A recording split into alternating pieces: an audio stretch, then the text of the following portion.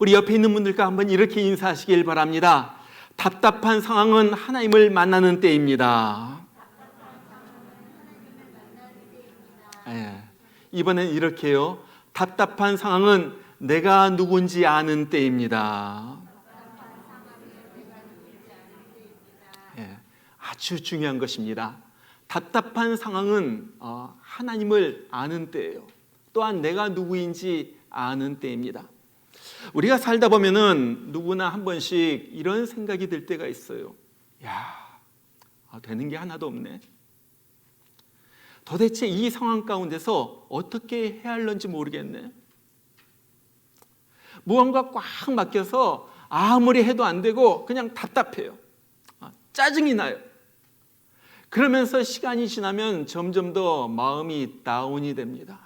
가라앉는 거예요. 오늘 바울이 처한 환경이 그런 환경이었어요. 너무 답답해요. 되는 게 아무것도 없어요. 여러분 보세요. 지금 바울은요, 가이사랴에 지금 2년이나 지금 갇혀 있는 거예요.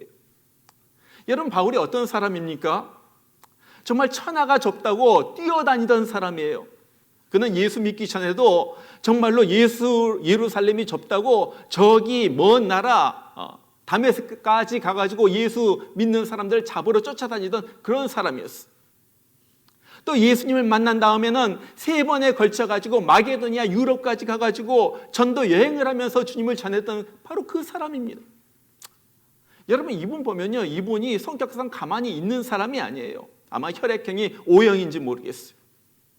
외형적이고 적극적이고 활동적인 사람이에요.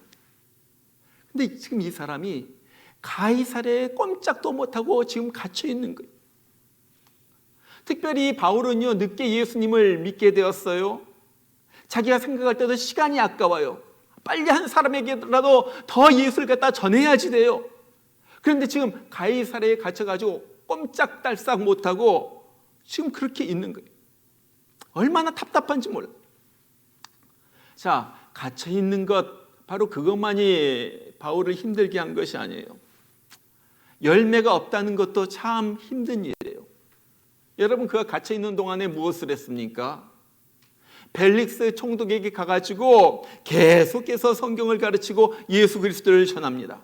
그런데 보면 벨릭스는요 전혀 변화가 없어요. 자, 그 사실을 어떻게 합니까? 아마 벨릭스가 예수를 믿었다면요 바울을 석방했을 거예요. 그러지 않아요. 그를 2년 동안이나 아무 죄 없는 것을 알면서도 그를 가두어 둡니다. 여러분 이전에 바울을 보세요. 바울의 그 전하는 복음을 듣고서 수많은 사람들이 주님 앞으로 왔어요.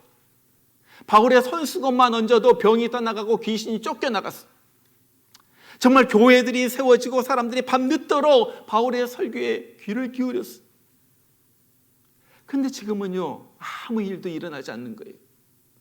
그렇게 열심히 개인적으로 만나 복음을 설명해도 벨릭스는요 총독 임기를 마치고 떠나갈 때까지 조금도 변하지 않아요. 여러분 그렇게 애썼는데도 변화가 없고요 아무 일이 없으면요 열매가 없으면요 얼마나 힘이 빠집니까? 막 낙심이 되고 막 힘이 빠져. 자, 그것뿐만이 아니죠. 2년의 시간이 지났는데도 자기를 둘러싼 상황은 전혀 변화가 없어요. 전혀 변화가 없어요. 오늘 3절에 보니까 새로 부임한 총독 베스도가 이제 예루살렘에 올라가서 대제사장과 유대의 그 유력한 사람들을 만납니다. 그때 그들이 뭐라고 말합니까? 우리 바울을 이거 예루살렘까지 데려다 주세요. 여기에서 그를 신문하겠습니다. 지금 이 말이 무슨 말이에요? 2년 전과 똑같은 수법으로 이 바울을 가이사랴에서 예루살렘까지 이동한 동안 암살단이 그곳에 매복하고 있다가 바울을 죽이겠다는 거예요. 똑같은 거예요. 여러분 사람에게 이 미움을 받는 것이 얼마나 괴로운 일인 줄 아세요?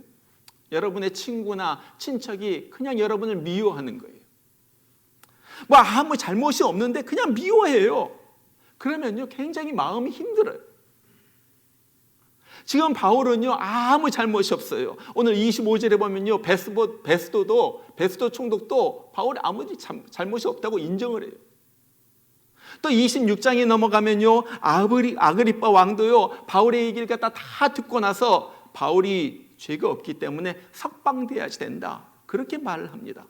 다 바울이 죄가 없는 줄 다 알아요. 그런데 지금 바울은요, 그럼에도 불구하고 괜히 미움을 받고 지금 로마에까지 갈 처지에 이르는 거예요. 저는 이 바울의 인생을 갖다 쭉 보면서 아마 바울의 인생에서 지금이 가장 밑바닥이 아니었을까, 그렇게 생각을 해요. 답답해요. 되는 게 하나도 없어요. 앞으로 어떻게 될는지도 몰라요. 미래도 불투명해요. 정말 이 답답한 상황 가운데서, 그런데 놀라운 것은 바울이 조금도 주눅이 들거나 움츠러들지 않았다는 거예요. 오히려 당당하고 자신감에 넘쳐 있습니다. 오늘 8절부터 보면요, 이 바울이 자기 자신을 변명하는 그 내용이 나와요. 뭐라고 말합니까? 자기는 유대인들이 고소한 것처럼 율법을 어긴 일도 없고 성전을 더럽힌 일도 없고 폭동을 일으킨 적이 없다는 거예요. 그러면서 만일 죄가 있으면 죽는 것도 사양하지 않겠다, 지금 그렇게 말하고 있는 거예요. 여러분, 얼마나 당당합니까? 얼마나 당당해요. 자, 그러면은 도대체 어떻게 해서 바울은 이 답답하고 힘든 이 강금의 생활 가운데서도 어떻게 이렇게 멋있게 지낼 수가 있었느냐 하는 거예요. 요즘 말로 말하면요, 바울은요, 제가 보니까 자존감이 뛰어난 인물이에요. 자존감. 요즘 사람들 이 자존감에 대하여 이야기를 많이 합니다. 여러분, 자존심이 있고 자존감이 있죠. 자존심과 자존감. 자, 이것이 어떻게 다릅니까? 이 사전적인 의미는 이래요. 이 자존심은요, 남에게 굽히지 않고 자기를 높이는 마음이에요. 영어로 말하면 프라이드, 그렇게 말할 수 있어요. 프라이드. 이것이 자존심이에요. 자존감은요, 자신을 스스로 존중하고 사랑하는 마음이에요. 영어로 말하면 self-esteem, 그렇게 말해요. 자신을 존중하는 마음. 여러분, 이 자존심과 자존감은요, 비슷한 말 같지만 완전히 달라요. 이 자존심은요, 다른 사람에 의하여 내 가치가 정해지는 거예요. 잣대가 남이에요. 그래서 남이 나를 갖다가 좀 우습게 여기거나 좀 깔보는 것 같으면요, 막 화가 나가지고 어쩔 줄 모르죠. 내 자존심을 건드렸다는 거예요. 이 자존심이 강한 사람은요, 남이 나를 인정해 줘야지 됩니다. 그래야지 기분이 좋아요. 다른 사람에 의하여 내 기분이 좌우가 되는 거예요. 이 자존감은요, 내가 스스로 혼자 존중하고 귀하게 여기는 마음이에요. 다른 사람이 나를 어떻게 평가하든 그것이 상관이 없어요. 이 자존심이 강한 사람은요, 다른 사람에게 인정받기 위하여 자기를 갖다 꾸미고 치장을 합니다. 뭐 명품 옷을 입어야지 되고요, 좋은 차를 몰고 다녀야지 되고요, 그래야지 좋은 거예요. 그것을 통하여 다른 사람에게 인정받는 거예요. 근데 자존감이 강한 사람은요, 그렇지 않아요. 뭐 명품 옷 안 입어도요, 좋은 차 끌고 다니지 않아도 괜찮아요. 내 외적인 거 다른 사람에 의하여 내 가치가 좌우되지 않는 거예요. 자존심이 강한 사람은요, 불행의 원인을 외부나 남에게 돌립니다. 아, 너 때문에 내가 이렇게 됐어. 내가 불행한 원인은 너야. 그러면서 늘 원망하고 불평해. 자존감이 높은 사람은요, 불행의 원인을 나로부터 찾습니다. 잘못이 있으면요, 나를 갖다가 살펴보는 거예요. 그러면서 나를 고치고 나를 바꾸어 나갑니다. 이 자존감이 높은 사람. 자존심이 강한 사람은요, 늘 남을 의식하고 기댑니다. 남에게 어텐션을 받아야지 돼요. 남이 나를 갖다 인정해 줘야지 돼요. 그런데 자존감이 강한 사람은요, 혼자서도 잘 지내요. 뭐 날 안 알아줘도 괜찮아. 내 가치를 갖다가 내가 인정해 주는 거예요. 자존심이 강한 사람은요, 남에게 인정받기 위하여 무슨 일을 합니다. 그러면서 조금 일을 하고 난 다음에는 교만해져요. 잘하면 교만해져요. 이것이 자존심이 강한 사람의 모습. 자존감이 강한 사람은요, 늘 자기 자신을 낮춰요. 왜? 나는 낮아져도 괜찮다. 그래서 굉장히 겸손해요. 속은 꽉 차 있으면서도 겉으로 보기에는 굉장히 겸손해요. 자존심이 강한 사람은요, 늘 다른 사람과 비교하면서 시기하고 질투합니다. 남이 잘 되면요, 은근히 배가 아픈 거예요. 자존감이 강한 사람은요, 남이 잘 되면 같이 기뻐해줘요. 사촌이 땅을 사면요, 내가 기쁜 거예요. 비교하지 않아요. 이 자존심이 높은 사람은요, 다른 사람이 지적을 하면요, 못 견뎌합니다. 자존심이 있기 때문에. 왜 나를 지적해? 방어하고 변명해요. 이런 사람은요, 절대 사과하지 못해요. 내가 잘못했다는 말을 갖다 못해요. 자존심이 있기 때문에. 이 자존감이 높은 사람은요, 다른 사람이 지적할 때 내 자신을 갖다가 돌이켜보는 거예요. 그러면서 내가 잘못했어요. 나를 용서해줘요. 그런 말을 하는 사람이 자존감이 높은 사람.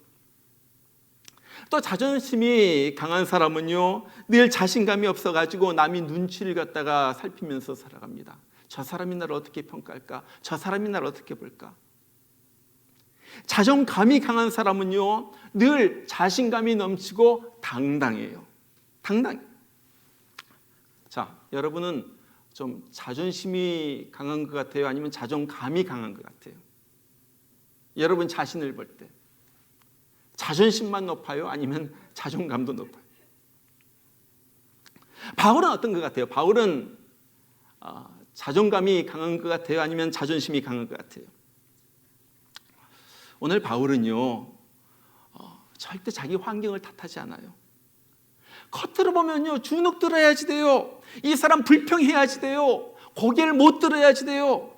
그런데 보면요, 바울 전혀 그렇지 않아요. 총독 앞에서도, 왕 앞에서도, 제사장, 대제사장 앞에서도, 아니면 그 유명한 변호사 더둘러 앞에서도요, 기죽지 않고 당당한 거예요. 자존감이 강한 거예요. 자존감. 자, 그러면은 어떻게 이렇게 죄수의 신분으로 억류된 삶을 살아가는 이 바울이 어떻게 그렇게 높은 자존감을 가지고 당당하게 나설 수가 있겠는가 하는 거예요. 오늘 말씀에서 우리는 두 가지 이유를 살펴볼 수가 있습니다. 첫 번째, 그것은 그는 자기의 내적 신분을 알고 있었다는 거예요. 내적 신분. 외적 신분은 죄수입니다. 그러나 내적 신분은 하나님의 자녀예요. 이걸 알고 있었던. 여러분 26장에 넘어가면요, 바울이 아그리파 왕 앞에서 다시 한번 자기가 어떻게 예수를 믿게 되었는지 그 내용을 설명하는 그 장면이 쭉 나와요. 자기가 예수 믿는 사람들 잡아 죽이려고 다메섹으로 갔는데 갑자기 하늘에서 큰 빛이 비치면서 사울아 사울아 네가 어찌하여 나를 핍박하느냐 막 음성이 들리죠. 그러면서 하나님께서 말씀하시는데 내가 너를 이방인들에게 보내어 복음의 증인이 되겠다. 그러면서 자기가 사명을 받게 되었다는 거예요. 여러분 사도행전에만 보면요, 사도행전에만 해도 바울이 똑같은 말을 하는 장면이 3번이나 나와요. 3번이나. 다시 말하면은 주님을 만나고 그 안에서 새롭게 변화된 자기의 정체성과 자기의 사명을 바울은 평생 가슴속에 품고 살았다는. 나는 하나님의 구원받은 백성이다. 하나님께서 나를 불러주셨다. 나는 하나님께 사명을 받은 사명자이다. 나는 하나님의 손에 있다. 하나님이 내 인생을 주관하신다.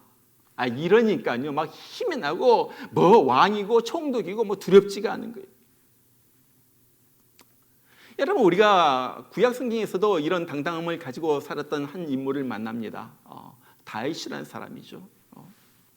다윗이 골리앗을 향하여 돌진하면서 뭐라고 말합니까?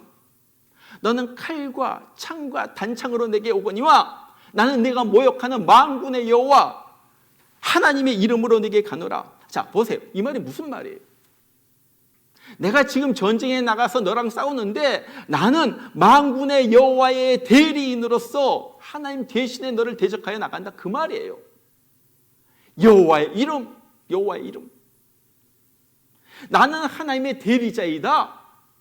나는 하나님의 대신하여서 싸우러 나간다. 나는 하나님의 용사이다. 이것이 다윗의 정체성이었어요. 여러분 시편 118편에 보면 118편의 기자도 이런 당당함을 가지고 살아갑니다. 거기에서 뭐라고 그래요? 그들이 나를 애워싸고 애워쌌으니 내가 여호와의 이름으로 그들을 끊으리로다. 그들이 벌들처럼 나를 애워쌌으나 가시던 물에 불같이 타 없어졌나니 내가 여호와의 이름으로 그들을 끊으리로다. 지금 적들이 막 벌떼처럼 달려드는 그 순간에 자기가 기억하는 것이 있어요. 나는 하나님의 사람이다. 자기가 누구인지를 기억하는 거예요. 나는 여호와의 이름을 걸고 나가는 여호와의 사람이다. 하나님의 사람이다. 그러니까요, 적들이 막 벌떼같이 몰려드는데도 자신만만한 거예요. 자신만만. 여러분 지금 보면요, 바울이 지금 총독 앞에 서고 대제사장 앞에 서고 아그리빠 왕 앞에 서고 이런 것은요, 죄수 바울로 나선 것이 아니에요. 하나님의 자녀, 하나님의 사명자로서 나선 이 자존감, 이것이 이 답답한 상황 가운데서도 이 바울을 당당하게 만든 거예요. 여러분 저는요, 지금 우리에게 필요한 것이 이 하나님의 자녀로서의 자존감이라고 생각을 해요. 자꾸 일이 기대했던 대로 안 풀려요. 상황이 좋지 않아요. 마음이 자꾸 다운이 돼요. 가라앉아요. 이때 조용히 눈 감고 한번 생각해 보세요. 나는 누구인가? 나는 누구인가? 나는 누구에게 속했는가? 어디에 속했는가? 나의 구원을 위하여 우리 주님이 어떤 피를 흘리셨는가? 어떤 희생을 나를 위하여 하셨는가? 다시 한번 우리가 하나님의 자녀로서 자존감을 찾아야 된다는 거예요. 우리 한번 따라서 합시다. 나는 천지 만물을 지으신 하나님의 자녀이다. 나는 세상이 감당치 못할 믿음의 사람이다. 내가 감당치 못할 시험은 없다. 여러분 누구의 말이에요? 첫 번째는 요한복음 1장 12절, 두 번째는 히브리서 11장 38절, 고린도전서 10장 13절. 우리 주님께서 우리에게 주신 말씀이에요. 네가 누구인지 알아라. 너는 이런 인물이다. 좀 기억하면서 좀 세상을 답답한 상황이지만 당당하게 살아라. 우리 주님께서 오늘 우리에게 들려주신 말씀.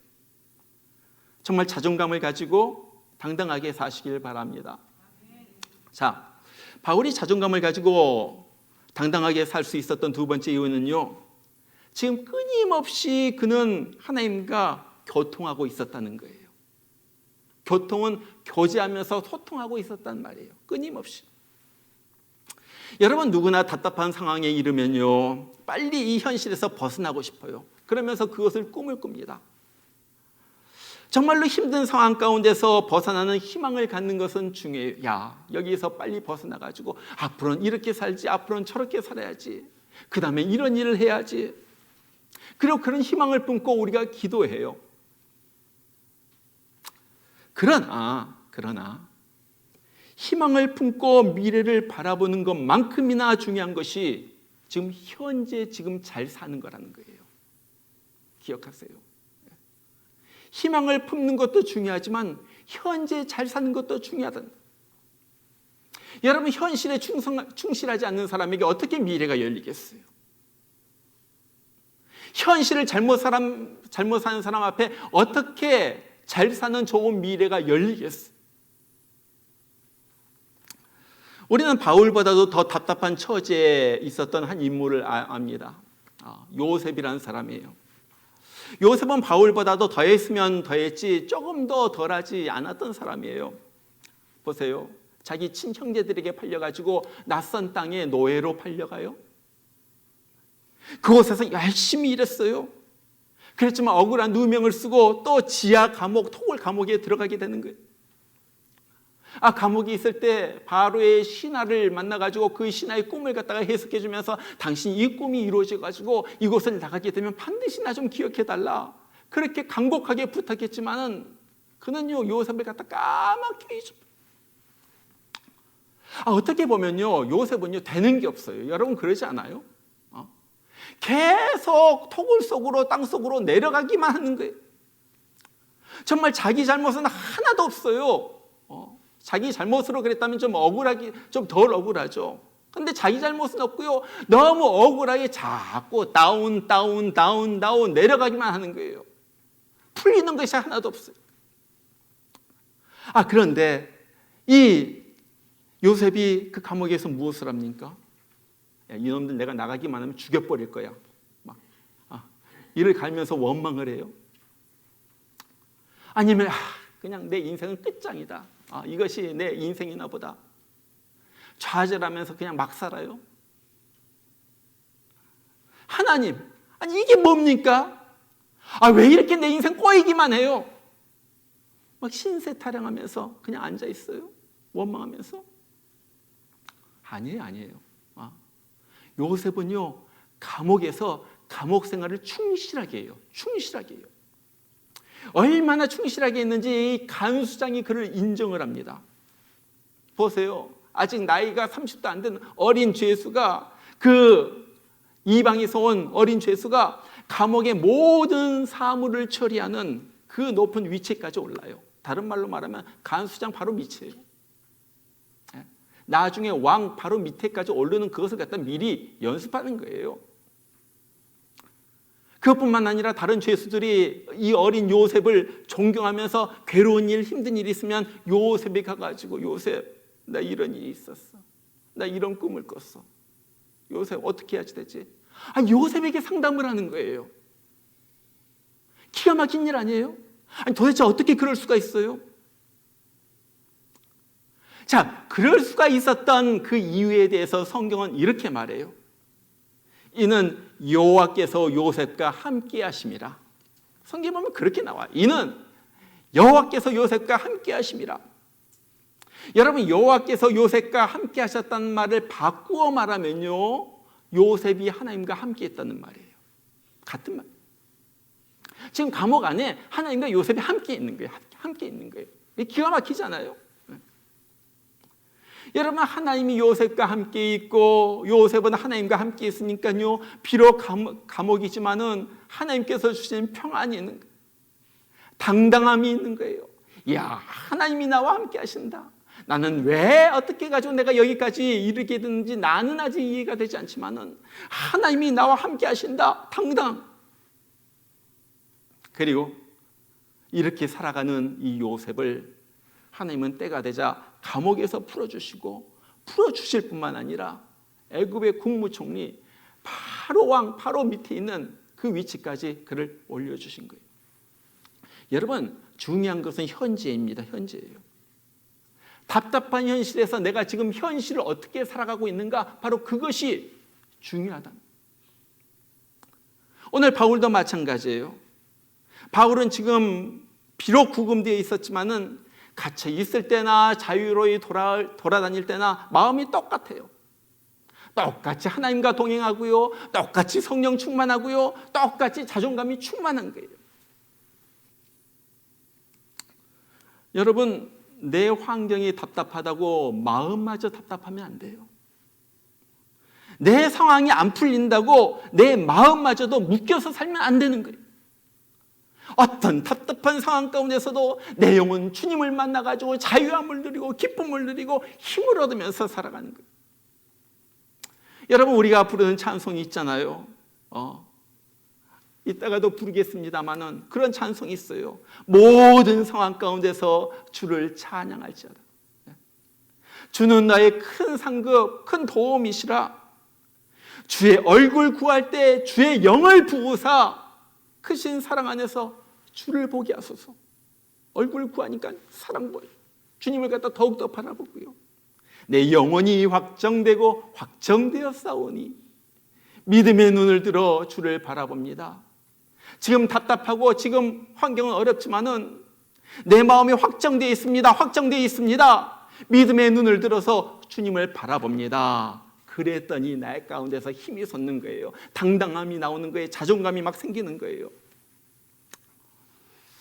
여러분, 바로 이것입니다. 힘들고 답답한 상황이지만은 그 속에서 믿음의 눈을 들어서 주님을 바라보니까요, 이제 주님의 선한 손길이 보이는 거예요. 저는요, 왜 하나님께서 이 바울을 2년 동안이나 이 가이사랴에 갇혀 있게 하셨을까? 왜 2년 동안이나 갇혀 있게 하셨을까? 이 생각하면서 그 속에 숨어있는 놀라운 섭리를 갖다가 제가 그냥 스스로 깨닫게 됐어요. 3가지 원인이 있더라고요. 이유가 있어요. 첫 번째는요, 바울에게 하나님께서 휴식을 주는 거예요. 쉼을 주는 거예요. 바울은요, 3번의 전도 여행 동안에 너무 고생을 했거든요. 루스드라에서는요, 돌로 맞아가지고 거의 죽었어요. 그러니까 사람들이 죽은 줄 알고 그를 갖다 성 밖에다 끌어다 놨잖아요. 거의 죽었어요. 빌립보에서는요, 또 쇠사슬에 채워가지고 저 깊은 감옥까지 들어가 있었어요. 얻어맞고요. 그것뿐만이 아니죠. 가는 곳곳마다 유대인들이 따라다니면서 바울을 갖다 죽이겠다고 막 소동을 일으키는 거예요. 어떨 때는 돈이 없어가지고요, 천막 고치는 일을 갖다가 하면서 끼니를 갖다 해결합니다. 여러분, 이러면요, 바울의 몸이 남아나겠어요? 그러지 않아요?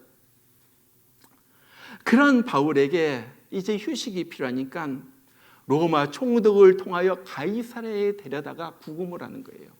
여러분, 가이사랴에 못 가보셨죠? 저는 가이사랴에 가봤어요. 가이사랴가 어디냐면요, 지중해 바로 해변에 있는 도시예요. 가니까요, 너무너무 좋아요. 이 바닷물이 닿는 곳에 수영장을 만들어놨어요. 로마 시대에.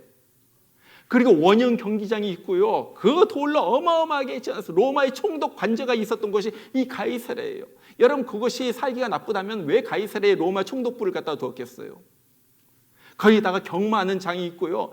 기가 막히게 날씨가 그렇게 좋을 수가 없고요. 한 44절 좋고요. 여러분, 하나님께서요, 왜 바울을 가이사랴로 인도하십니까? 바울아, 좀 쉬어. 이 바울이 있던 곳도요, 우리가 생각하는 감옥이 아니에요. 우리가 그 24장 23절에 보면요, 벨릭스 총독이 그렇게 말하잖아요. 바울을 지키되 바울 마음대로 자유를 주게 해라. 그리고 사람들 마음대로 만나게 해라. 사람들이 마음껏 바울을 갖다 돌보도록 해라.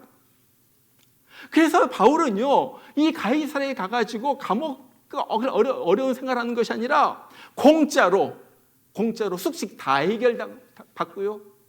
그 좋은 날씨 가운데 쉬면서요, 그 성도들 늘 만나면서요, 그렇게 교제하면서 쉬면서 지내게 됩니다. 저는 이것이 하나님께서 바울을 두신 이유였다고 생각합니다. 두 번째 이유는요, 바울을 보호하는 거예요. 여러분, 우리가 보았듯이 바울을 죽이기 전에는 먹지도 않고 마시지도 않겠다고 맹세한 사람이 40명이나 있었어요. 지금 바울 어디 가기만 하면요, 밤에 쥐도새로 모르게 죽는 거예요. 바울은 지금 이런 처지에 있었어요. 그러니까 하나님께서 지금 로마 총독 최고의 권력자를 통하여 바울을 데려다가 안전하게 보호하는 거예요. 이것이 하나님의 역사였어요. 세 번째는요, 바울의 사역이에요. 바울은 이곳에서 자유를 가지고 성도들을 만나면서 지냅니다. 거기에 빌립도 아마 만났을 거예요. 중요한 사람들 만나요. 그러면서 자기가 여행 가운데 만났던 사람들, 성도들, 세웠던 교회들에게 편지를 씁니다. 신약 성경에 보면은 에베소, 빌립보, 골로새, 빌레몬은 이것을 옥중서신이라고 불리는데 대부분 학자들은 그래요. 이것은 바울이 로마의 감옥에 갇혀 있을 때 이 편지를 썼을 것이다, 그래요. 그런데 어떤 사람은요, 아니다, 바울이 가이사랴에 있었을 때 거기에서 이 옥중서신을 3번의 여행을 갔다가 하고 난 다음에 그 사람들에게 썼을 것이다, 그렇게 생각하는 사람도 있어요. 그렇다면 얼마나 중요한 일을 합니까? 그리고 바울은요, 이 가이사랴에서 쉬면서 로마에 갈 것을 생각하고 그곳에 가서 할 사역을 갖다가 지금 준비하고 있는. 그렇게 보면요, 이 바울이 가이사랴에 억류되어 있는 이 기간은요, 2년이야말로 너무나도 값지고 소중한 시간, 너무나도 값지고. 인간적으로 볼 때는 답답하고 좀 낭비하는 기간 같지만은 하나님 편에서 보면 3차 여행을 갖다 잘 마무리하고 돌아온 이 바울. 이 바울이 다시 로마에 가가지고 사역을 해야 하는데 그 사역을 갖다가 휴식하면서 준비시키는 그런 꼭 필요한 시간이었다는 거예요. 그러면서 영과 마음과 몸이 재충전되는 시간이에요. 꼭 필요한 시간. 여러분, 많은 사람들에게는 지금 이 코로나의 기간이 정말 답답하고 힘든 기간일 거예요. 또 개인적으로도 기도한 일이 안 이루어지고 있으면요, 굉장히 답답한 시간을 지내고 있을지도 몰라요. 그러나 우리가 아무리 조바심을 낸다고 해서 하나님의 시간표가 앞당겨지는 것은 아니에요. 하나님은 하나님의 시간표대로 움직이는, 우리 하나님, 좋으신 하나님은요, 뜻이 있어가지고 지금 우리로 하여금 이 기간을 갖다 통과하게 하는 거예요. 통과하게. 답답하지만 통과해야 되기 때문에. 중요한 것은요, 이 답답한 기간을 잘 보내는 것입니다. 잘 보내야지 돼요. 우리가 어떻게 잘 보낼 수가 있습니까? 첫 번째, 내가 누구인지 다시 한번 깨닫고 하나님의 자녀로서 나의 자존감을 기르는 시간으로 만들어야지 돼요. 내가 어려운 가운데, 여러분 바쁘면요, 내가 누구인지 생각할 시간이 없어요. 좀 한가한 때, 어려울 때 내가 누구인가? 내가 누구에 속했는가? 나는 어떤 사람인가? 다시 한번 하나님 아래서 정체성을 갖다가 찾고 다시 한번 내가 누구인가? 거룩한 자존감을 기르는 시간이에요. 두 번째는요, 이 기간을 원망과 낙심 속에서 축 처져서 보내는 것이 아니라 하나님과 더 붙어 있어가지고 영적으로 충전되는 삶을 살아야지 되는 거예요. 우리는 잘 몰라가지고 지루하고 답답한 것 같지만요, 하나님은요 지금도 우리 인생 깊은 곳에서 지금 역사하고 있어요. 하나님이 역사하고 있는 거예요.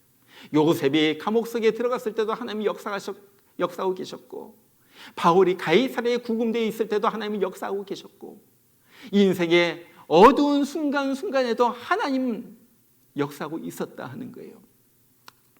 정말로 어려운 때 그 사실을 믿음의 눈으로 바라보면서 이 힘들고 답답한 시간에 오히려 하나님을 통하여 힘을 얻고 이 시간을 앞으로의 축복을 향한 도약의 시간으로, 준비하는 시간으로, 도약의 발판으로 만드는 우리 모두가 되기를 주의 이름으로 축원합니다.